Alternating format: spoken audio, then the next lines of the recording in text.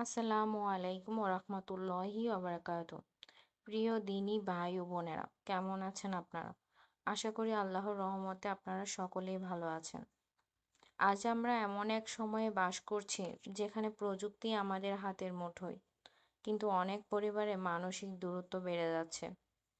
একই ঘর থেকেও অনেকে একে অপরের থেকে দূরে। সোশ্যাল মিডিয়ায় হাজারো মানুষকে সময় দিচ্ছি, অথচ নিজের জীবন সঙ্গীর সাথে 2 মিনিট মন খুলে কথা বলার সময় পাচ্ছি না। এই বাস্তবতায় প্রশ্ন জাগে, ইসলামের আলোকে একজন আদর্শ স্ত্রী আসলে কেমন হওয়া উচিত? প্রথমে একটি বিষয় পরিষ্কার করে নেওয়া দরকার। ইসলাম শুধু স্ত্রীর দায়িত্বের কথা বলেনি। ইসলাম স্বামী স্ত্রীকে একে অপরের অধিকার রক্ষা করার নির্দেশ দিয়েছে। মহান আল্লাহ বলেন, তারা তোমাদের জন্য পোশাক, আর তোমরা তাদের জন্য পোশাক।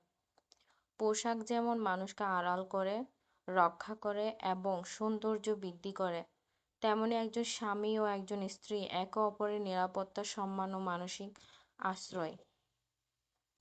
একজন আদর্শ স্ত্রী আল্লাহর সঙ্গে সম্পর্ককে সবচেয়ে বেশি গুরুত্ব দেন। আজকের পৃথিবীতে অনেকেই নিজের পরিচয় গড়তে চান। ইসলাম ও নারীর মর্যাদা, ব্যক্তিত্বকে সম্মান করে, কিন্তু একজন মুমিন নারীর সবচেয়ে বড় পরিচয় হলো তিনি আল্লাহর বান্দী। তিনি নামাজ আদায় করেন, হারাম থেকে বাঁচেন, হালালকে আঁকড়ে ধরেন এবং জানেন যে সংসারের প্রতিটি আচরণেরও হিসাব আল্লাহর কাছে দিতে হবে। রাসূল সাল্লাল্লাহু আলাইহি সাল্লাম বলেছেন, যখন কোনো নারী 5 ওয়াক্ত সালাত আদায় করে, রমজানের রোজা রাখে, নিজের সতীত্ব রক্ষা করে এবং স্বামীর বৈধ বিষয়ে আনুগত্য করে, তখন তাকে বলা হবে জান্নাতে যে দরজা দিয়ে ইচ্ছে প্রবেশ করো।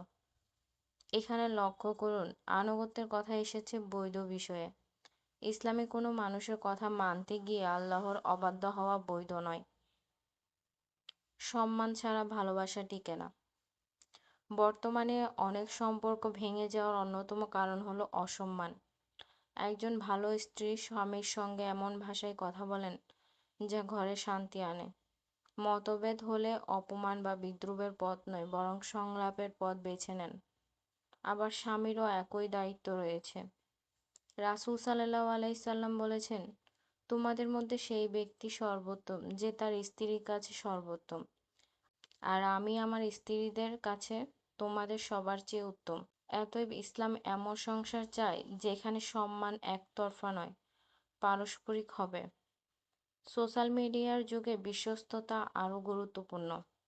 আজ সম্পর্ক ভাঙার পেছনে অনেক সময় গোপন চ্যাট, অপ্রয়োজনীয় অনলাইন সম্পর্ক, ব্যক্তিগত বিষয় প্রকাশ করা বা একে অপরের গোপনীয়তা নষ্ট করা বড় কারণ হয়ে দাঁড়ায়।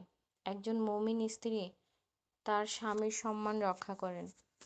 স্বামীর ব্যক্তিগত দুর্বলতা বা পারিবারিক বিষয় মানুষের সামনে প্রকাশ করেন না। একইভাবে একজন স্বামী ও স্ত্রীর সম্মান ও ব্যক্তিগত বিষয় গোপন রাখেন।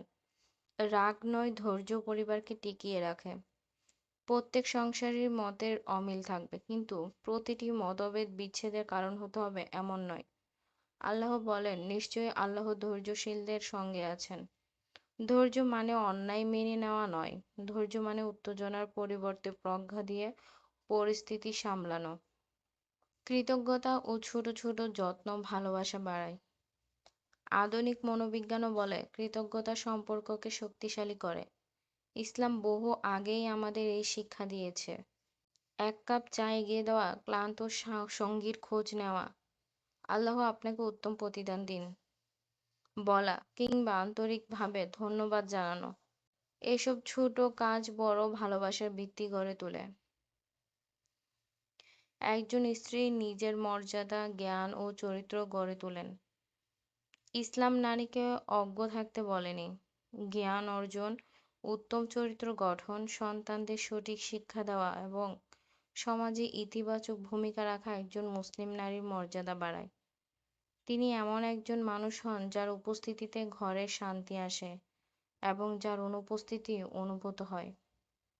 প্রিয় দিনী বোন, আপনি যদি শুধু একজন ভালো স্ত্রী হতে চান, তাহলে হয়তো সংসার চলবে, কিন্তু আপনি যদি একজন আল্লাহভীরু, দয়ালু, জ্ঞানী ও চরিত্রবান মানুষ হতে চান, তাহলে শুধু আপনার সংসার নয়, আপনার সন্তান, পরিবার এবং সমাজও উপকৃত হবে। প্রিয় দিনী ভাইদেরকে বলছি, এই আলোচনা শুনে যদি মনে হয় সব দায়িত্ব শুধু স্ত্রীর, তাহলে আপনি ইসলামের পূর্ণ শিক্ষা গ্রহণ করেননি। আপনারও দায়িত্ব আছে। ভালোবাসা, সম্মান, ন্যায় বিচার, কোমল আচরণ এবং স্ত্রীর অধিকার আদায় করা একজন স্বামীর ইবাদতের অংশ। ভিডিওটি যদি আপনার হৃদয়ে স্পর্শ করে তাহলে একটি লাইক দিন, আপনার পরিবারের মানুষের সঙ্গে শেয়ার করুন এবং ইসলামিক আলোচনা পেতে আমাদের চ্যানেলটি সাবস্ক্রাইব করুন।